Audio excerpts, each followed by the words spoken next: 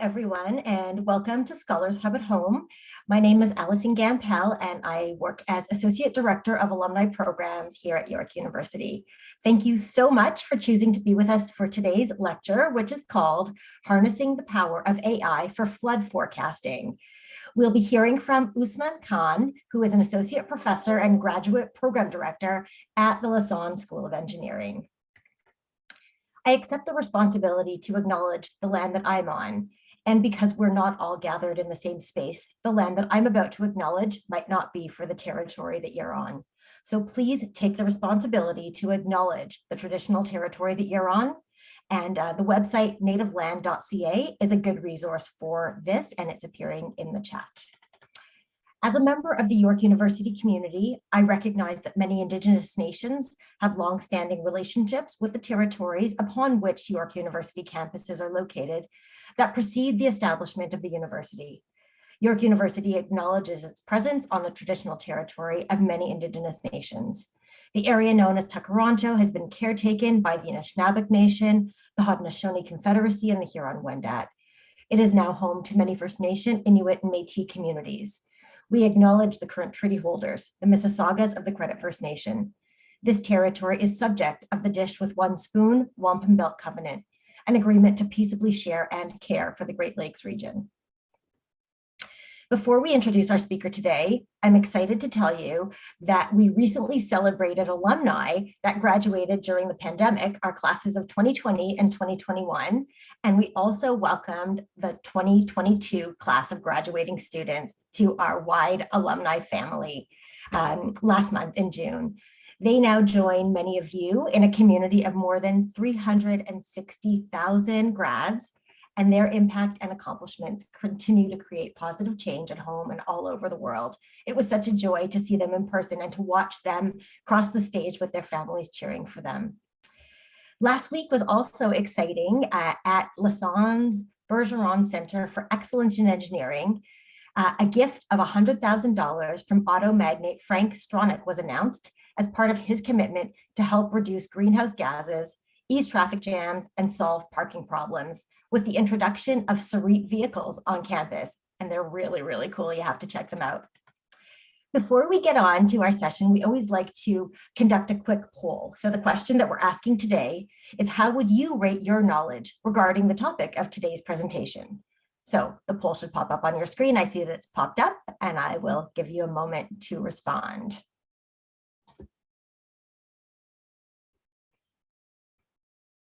Fantastic. Thank you so much for responding. It's always helpful for folks to know, or for our speaker to know how informed people are. And I know I certainly am new to this topic and am eager to learn what our wonderful professor has to say today.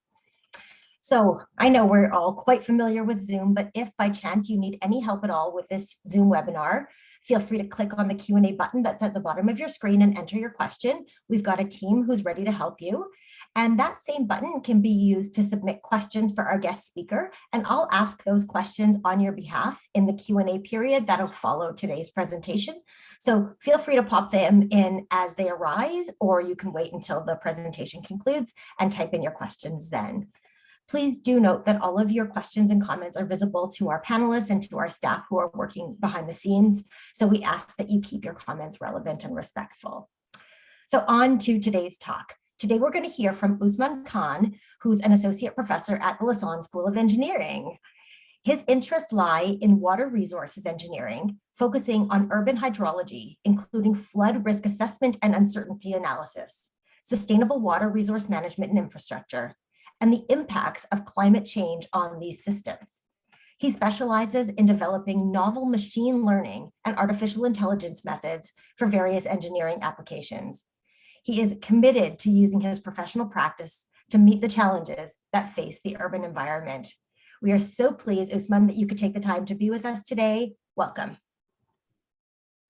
Thank you very much, Alison. Okay, so I'll hand it over to you to share your screen, and I'll be back after your presentation for the Q&A. Thank you so much. Right, well, welcome everyone. Thank you so much for joining this webinar today. I'm here to talk about how we can use artificial intelligence for flood forecasting. I'll be talking about why flood forecasting is important, how we can use AI for flood forecasting, and what a nationwide AI-powered flood forecasting system may look like. I'm going to start by just giving a little bit of context, showing some headlines from last November when we had some massive floods in BC. And first and most foremost, I guess, I think it's a good reminder that floods are devastating. They affect communities quite significantly. This is just one of the initial headlines saying that 4 people were missing following a landslide related to the floods. And of course, the other aspect of floods that is on the news quite frequently is that they're very expensive when it comes to repairing the damage caused by floods. And the other thing I'd like to highlight is that, we typically hear about floods on the news when it occurs, but often the effects of floods are quite long. So in this headline, we learned that, even 100 days, which is about 3 months after the floods, people still had trouble getting back to their communities. Why does this happen? Well, there's different reasons, but this one suggests that there was years of warning about poor flood plans in BC prior to these events. And a much older headline from 2019 also states that Canada is the only G7 country without a national flood forecasting system. And this is actually what really got me interested in this current research that I'm going to talk about is, can we develop an open access, free to use flood forecasting system for the entire country powered by AI? And that's more or less what this talk is about today. I do want to provide a little bit more information about floods in Canada. In terms of natural disasters, it is by far the most frequent type of event. It costs billions in dollars in insurance claims every year. And it's not relegated to a particular part of the country. This is a map we created that identifies all of the flood locations across the country over the last few decades. And you can see it's a coast-to-coast issue that we have to deal with. So this sort of highlights why floods are important and why forecasting floods are important. And of course, things might get worse. Many climatologists think that climate change is projected to cause higher intensity precipitation or rainfall in the future. This is one of the most uncertain things, actually. It's really hard to be able to accurately predict what precipitation will look like in the future. But still, it's something that we should prepare for. And similarly, we also have rapid urbanization across the country. This shows the GTA and how the land has changed over the last 30 or so years. You can see that as more people move into the cities, cities become denser and more urbanized. And what this means is the landscape loses its natural capacity to absorb water after it rains. More of that water becomes runoff, going into our rivers, causing water levels to rise, and ultimately increasing the risk that floods might occur. And so both of these effects, climate change, urbanization, may contribute to more severe flood events in the future. So because of that, it's really important for us to develop flood forecasting systems. What these systems do is give us advance warning of when a flood may occur, and this can help us mitigate some of the effects, such as evacuating people or putting up temporary protections against flood events. Before I go on, I do want to talk about the different types of floods very briefly. The two major types are river or fluvial flooding and surface or pluvial flooding. I'll be talking primarily about river flooding today.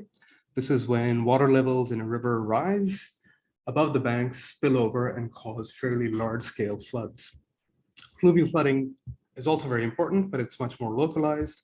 This is when you might have periods of localized but intense rainfall, causing smaller areas of flooding to occur within a city.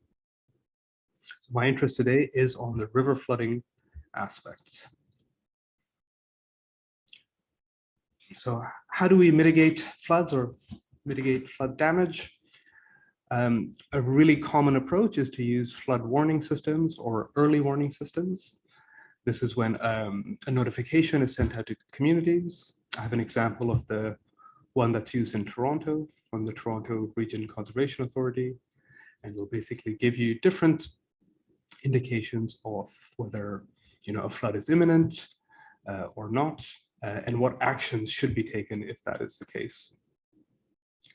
These warning systems rely on fairly sophisticated computer models, which attempt to forecast the flow in a river. So basically how high the water is, how severe the flood will be, and what the likelihood is of a flood occurring. With these flood warning systems, two things are really key. One is, of course, trying to be accurate in terms of forecasting that water level. And the second is to get the timing correct as well. So we need to know when a flood may occur across a day. And we need to be able to forecast this hours or days in advance to be able to evacuate people if needed, or implement other mitigation strategies.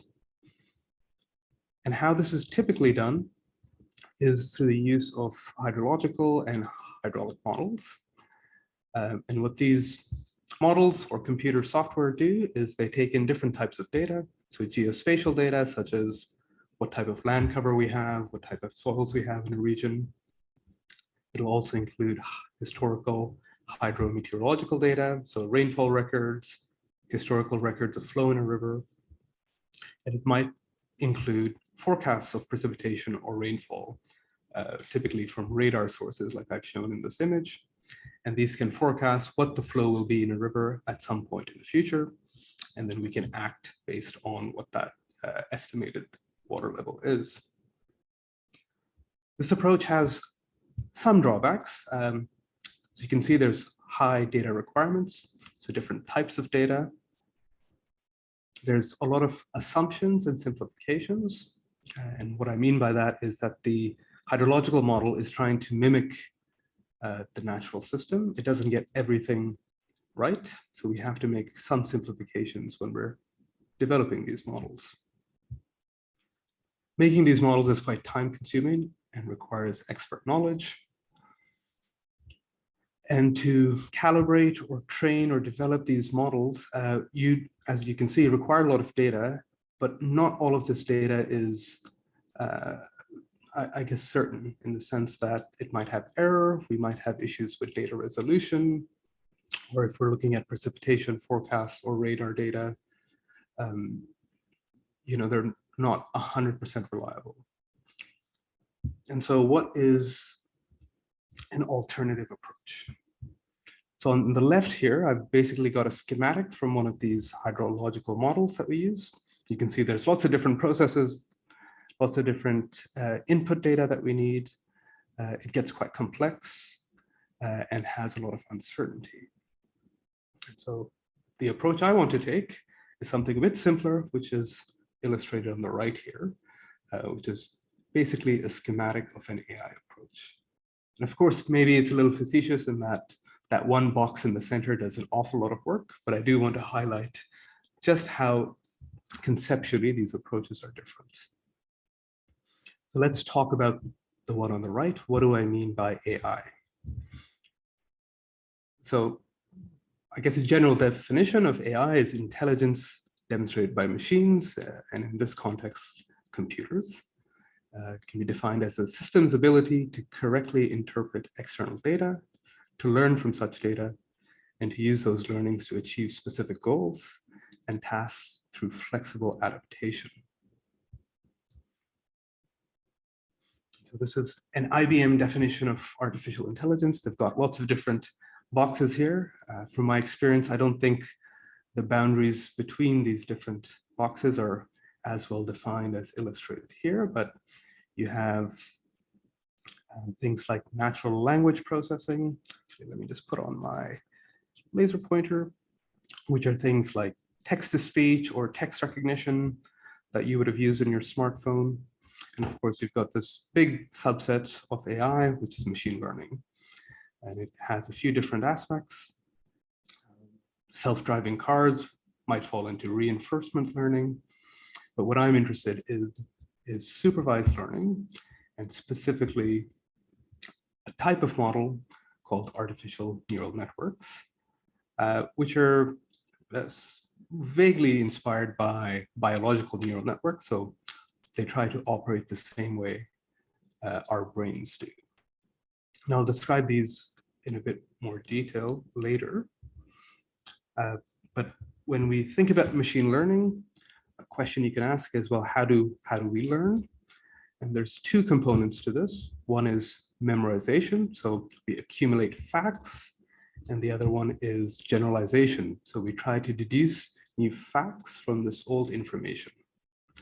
And when we're talking about flood forecasting systems that are powered by AI, we want those models to be able to recreate this, but in a flood forecasting context. So ML aims to mimic and combine these two learning methods. They want to infer useful information from implicit patterns of data. So we want to give it data related to floods. The machine wants to learn from this data and try to generalize, i.e. be able to forecast future flood events based on these patterns in our data. I'm going to show just a small animation of how I like to think about AI. So in the first example that I gave of the typical approach of the hydrological model, you'll have some set of data, and you'll have your program or your software. We put it into a computer, and it gives us the output, which in this context is our flow forecast. And basically with AI or ML more specifically, we're trying to change this relationship. So we're actually giving it the data and the targets or the output that we want from historical data, putting it into a computer and asking the computer to develop that program or software that defines that relationship, that defines the hydrological cycle.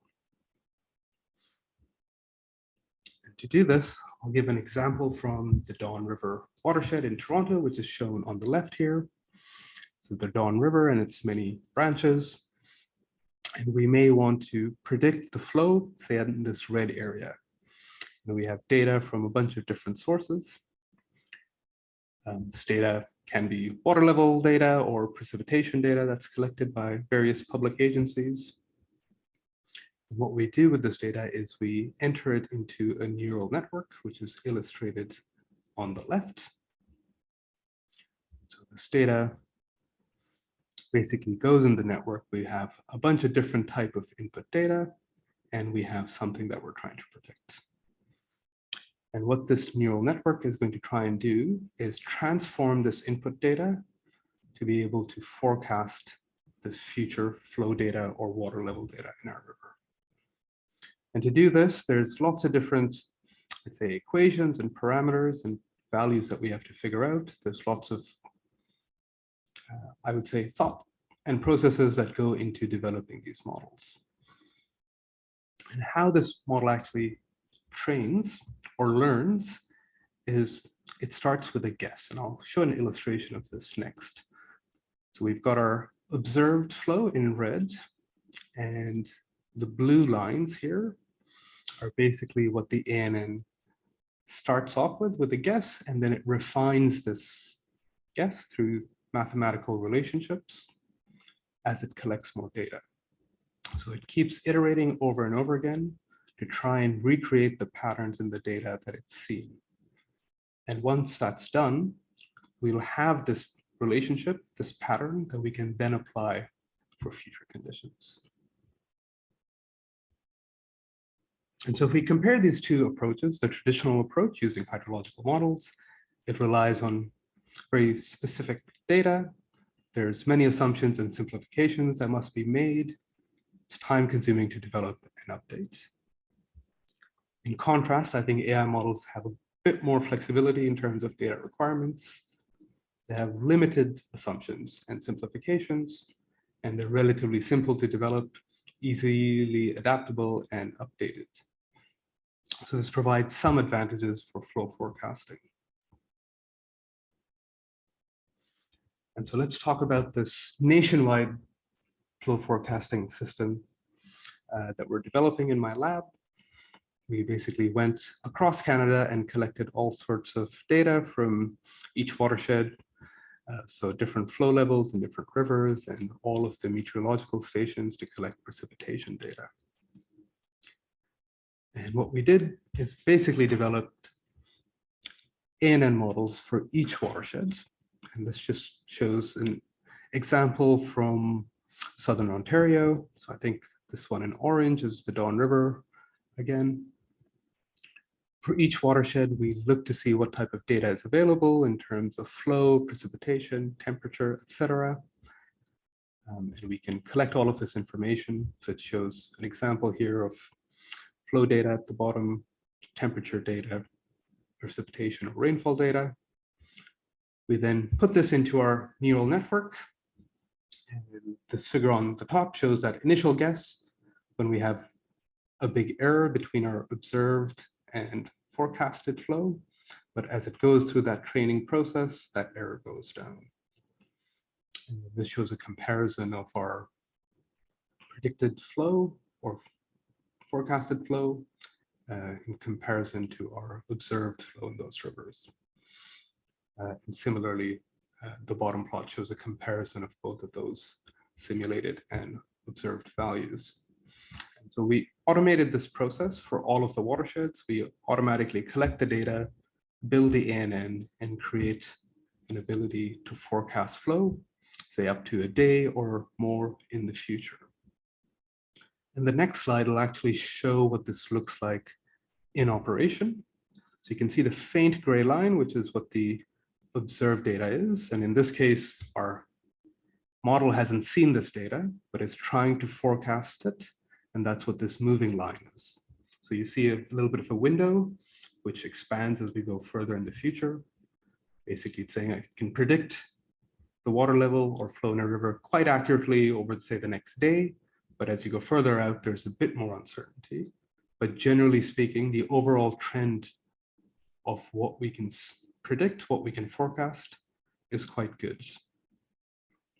So this is available again for all the watersheds in the country. So we should be able to identify when a flood is about to occur based on this window, the shaded area, and when that shaded area goes, say, above a certain threshold. So for example, if water goes above 1.4, say in the next 3 days, we can issue an automatic flood warning. These figures here just illustrate how well our models perform. So on the left is an estimate of how close we are to predicting the magnitude of our forecast, so how high or low our water is. And the one on the right shows how we're doing in terms of predicting the timing. So are we close or far away in predicting when we'll have a flood in a given day? And so for both of these metrics, anything above 0 is good and 1 is close to perfect. We're doing much better in terms of predicting the magnitude. But for a few watersheds here, predicting the timing isn't as good as we'd like. But across all of them, I think we're doing quite well. So this means that we can predict when a flood will occur and how big that flood is likely to be a day in the future based on these figures. And I've got a simple demo of what this national flood forecasting model looks like. So this is across Canada, and each of the dots represents different locations for which we've developed models.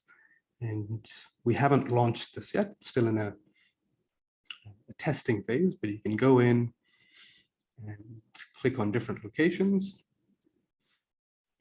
And it'll show you what the observed versus predicted flow is for different dates. So a lot of this is still using historical data, but our plan is to make this a real-time system so that we can have data from the near future in terms of precipitation forecasts to try and guess what will happen in the next hour, the next day, or the next week. And this is done for areas that might already have their existing flood warning systems like Toronto, but also for remote areas where no such system may exist.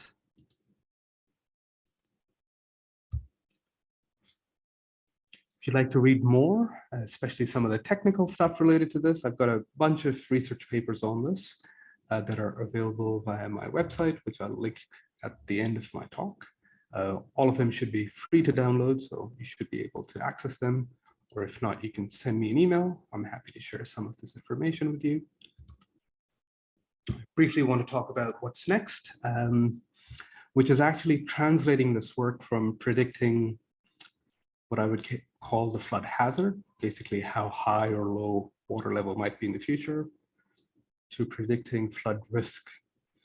And the difference between those two, between hazard and risk, is risk tries to account for the impact of that hazard. So who in a given community will be affected, and it accounts for different vulnerability indicators. For example, if there's a flood in a given region, what is the age distribution of people, income distribution, education level, or population density? And the reason this is helpful is if we have limited time or resources, we need to determine where mitigation effects should be put in place. And so as this map shows, again, for the Don River, we'll have some locations, just get my laser pointer again, that have a higher flood risk. So the dark red, and areas with lower flood risk, the light red. And so with limited time to react, including other indicators such as age, income, et cetera, we can prioritize who needs help first. Okay, and so I guess just to start concluding, what are our key takeaways? We can create very accurate forecast systems through using artificial intelligence, and we've sort of developed a prototype to have this across Canada. Eventually, the plan is to have this online, available for everybody to access. It also provides an advantage that we can create flood forecasts in areas where we don't have any pre-existing models. These could be more remote areas that are still prone to floods, but there aren't agencies actively doing flood forecasts. And on the more maybe nerdy side of this work, we're developing new research, new methods in both fields of artificial intelligence and hydrology. And before I end, I would just like to acknowledge all the different funders of this research, including York University and some local, provincial, and national partners. And on the left is a photograph of my research team. We recently went to Vienna. It was a perfect sunny day, but I really do want to thank them because a lot of the work is through these PhD and master's students, and I couldn't do it without them. So I think I'll stop there and happy to have a discussion, questions, comments, etc. Wonderful. Well, thank you so much for sharing this with our audience today. It's certainly very interesting, to learn about the different models and to see sort of your research in action and to think about the future of your research and how it can be used sort of, to help people when flooding occurs. So we now have time for questions. So for our audience, Professor Khan, you can actually stop your screen share. I was just so going to ask. I can be on screen. Yes, that's great. You can always pop it back up if you need it for any questions.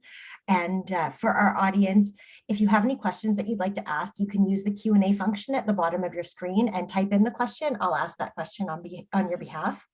If we have any audience members who are watching with us live on Facebook, you're welcome to submit any questions or comments through the comment section for the video. Okay, so I want to start with a question that was going through my mind as you were presenting, and it's, how did this area become interesting to you? How did this become what you decided to study? There's actually quite a, I guess, personal events in the sense that I was doing my PhD on AI and water research And this was back in 2013 when floods in Calgary happened. They were quite devastating. And being from Calgary, it was something that hit quite hard. I mean, my parents lived in a community that was flooded. And so then I started to think about how can I use what I'm doing in a different context, but something more that responds to these immediate concerns about needing accurate flood forecasts. Because, I mean, often during these events, a lot of decisions are made on an ad hoc basis. You have people working in disaster and emergency management who have to make very important decisions.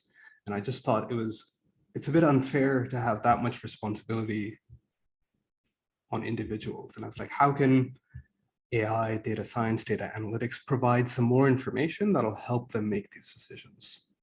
And so that was sort of the impetus, and it's kind of just developed since then. Well, interesting. I'm sorry, my dog has chosen to bark right at this moment. So I'm going to ask a quick question. We often hear about bias in AI applications. Do such biases exist in flood forecasting too?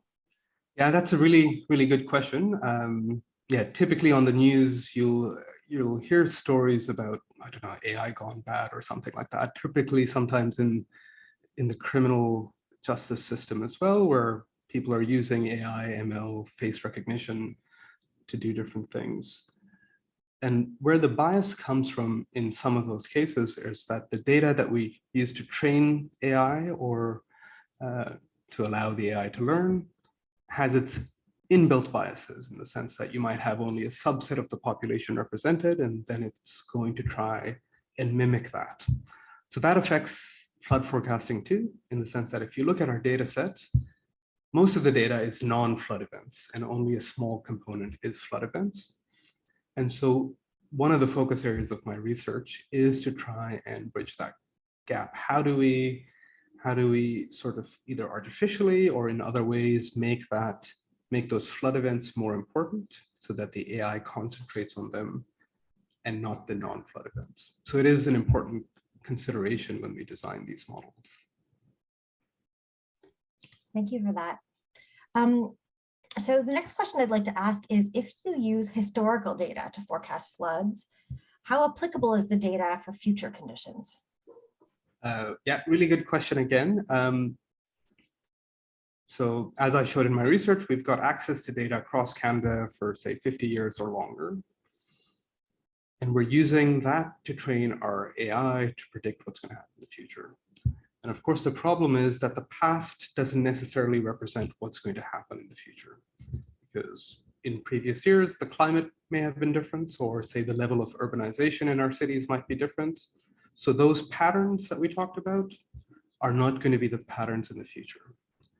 So one way we try to overcome this issue is, and one of the advantages of using AI is to inbuilt this automatic, how should I say this, retraining or relearning. So as we collect more data, we ignore some of the older data and pay more attention or focus our attention on the more recent data, so that when it's making its forecasts, it's heavily weighted to current conditions rather than some of these historical conditions. Thank you for that. So as we continue to use this type of AI, do you anticipate that we can forecast further out to help people give more time to protect themselves, especially vulnerable people? Or you sort of spoke to that one-day prediction window. Yeah, so I think we can, one of the advantages of that typical approach of modeling is that I think it's a bit better currently in doing long-term simulations, specifically for like planning purposes, because it's got a good understanding of the hydrological system. When you're using AI and ML to do that, that research, I would say, is just in its infancy. That's something I plan on focusing over the next 5 years, is to try and see how can we use AI ML to actually better understand hydrology and floods, to see if we can forecast more in the future. But the current research is focused on this short-term timeline, because that's actually when we need accurate forecasts the most. So we need to know, what's going to happen tomorrow or a week in advance, just so you can mobilize. your flood mitigation measures. Thank you. So in a lot of the data that you shared with us, you talked about Canada specifically. It seems that, you know, we see more flood activity in other parts of the world. Is it harder to predict flooding? And I know you spoke specifically to rivers, but is it harder to predict flooding? Is this kind of in other parts of the world? Is this kind of work happening globally, or are we sort of the first in Canada, here in Canada? Tell us more about that. Okay, let me see where should I start? So what we're trying to build here, I think, is transferable to any part of the world, with the caveat that you need to have those long records of data that Canada has. I don't think that's true across the world. I don't think everyone has that kind of data, which makes it harder to implement something like this. And sorry, was there another component to that question, Alison, that I've skipped over? Are we the first to do it? I don't, well, I mean, I would say, well, this isn't in operation yet, so I don't think we can say that.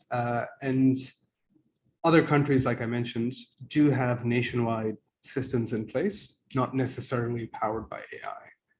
I do know that this is something that's of high interest. Google, in fact, has its own flood forecasting little unit as well, and they're experimenting using these methods in India and Bangladesh, where they have significant issues with flooding as well. So it's certainly a really popular, active, and growing area of research, and I'm quite excited to be part of it. Yeah, it is exciting. In terms of governments and their acceptance of AI, machine learning, when it comes to this, are there any barriers or limitations to government's willingness to accept this kind of work? I mean, I don't have any data to be able to answer this, but my instinct is, I think there is still a bit of resistance, primarily because AI is relatively new in this field as well. I mean, it's been quite common in research over the last 20 years, but it hasn't really been used operationally. So there are issues with people trusting this technology. Often a complaint is that AI isn't interpretable in the sense that we don't know what it's doing. And some of my research is actually trying to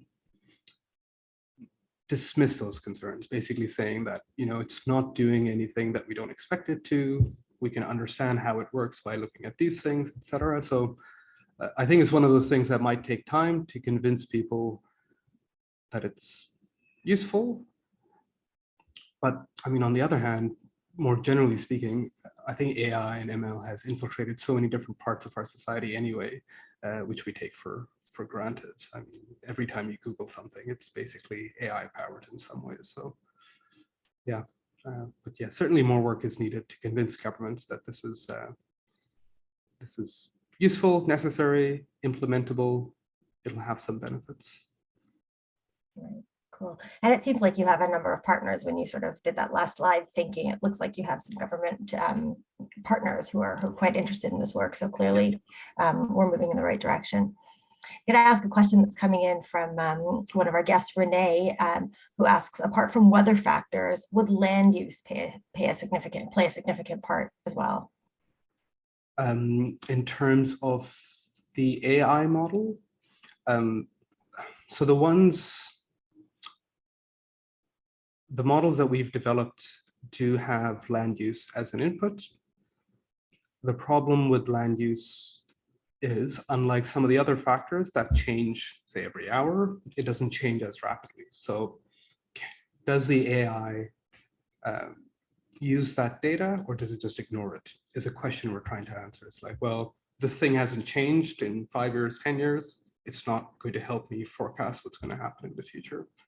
So internally, the ANN will try and figure out what is useful data, what is not useful data. We can give it all the different types of data, including land cover, because we know from how hydrology operates that it is important, but it's not necessary that the AI thinks it's important for the forecasting aspect.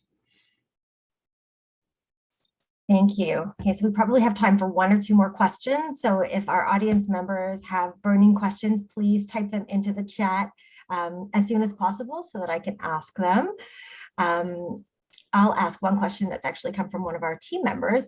PS asks, can we use the same model to predict the growing impact of global warming on a larger scale?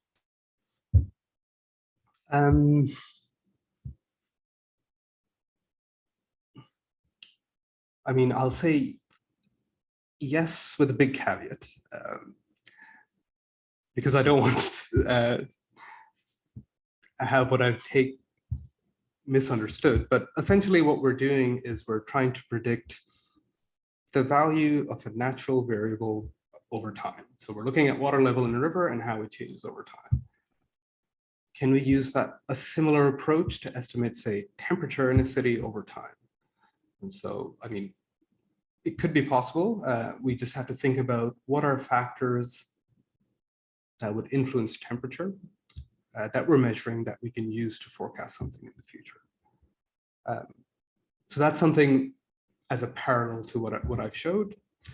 Over the long term, the current models that try to estimate the effects of climate change are more similar to those hydrological models that I've discussed, except they're massive, they're at a global scale, they're very complex. I don't know if we can replace those with AI completely, but there's probably components within those models that can benefit from AI. So AI doesn't have to be the full picture, but you can use it to do certain aspects, help it learn certain relationships that might help our overall predictions of what our future climate may look like. Thank you. Iris is asking a more specific question. What program do you use to develop the AI model? It's either in a software called MATLAB, or we use something called Python, which is a popular AI ML software package. Okay. Thank you. So I think that that concludes our time together today, and you've answered so many questions and given us so much information. Are there any additional thoughts that you wanted to leave us with before we wrap up? Just a couple of things, I guess. First of all, just thanks again for everyone for joining. Really good questions. I really enjoyed it. And again, I think you can, if you just Google me, you can find my contact information if you'd like more information. If you'd like to partner in research, you can also do the same thing and send me a note, and I'd be happy to have a chat. But yeah, thanks. Fantastic. Well, Professor Khan, thank you very much for being with us today. It was a real treat. You can turn off your video and I'll just wrap up the session for our guests. Thank you. So friends who are here in our audience, if you'd like to share today's session with family and friends, note that it will be posted as always on our YouTube page. The website is youtube.com/YorkU on that same YouTube channel, you can also watch any past lectures that you may have missed or you might want to recap on. So at this point, we want to ask you one more poll question, and the question will pop up. The question is, how would you rate your knowledge of today's topic following this discussion? It's popped up on your screen, and I'll give you a moment to respond.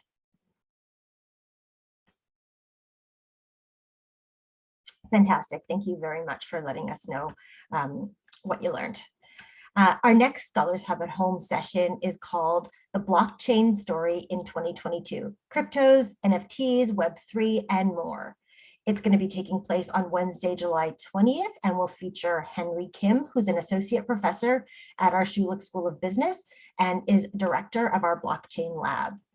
You can register and learn more about these sessions and all of our amazing alumni programs at yorku.ca/alumni and friends. Again, thank you all for being here. Thank you for your questions and your curiosity and your eagerness to learn. We really appreciate it and value you. Thank you. Have a great afternoon. Be well.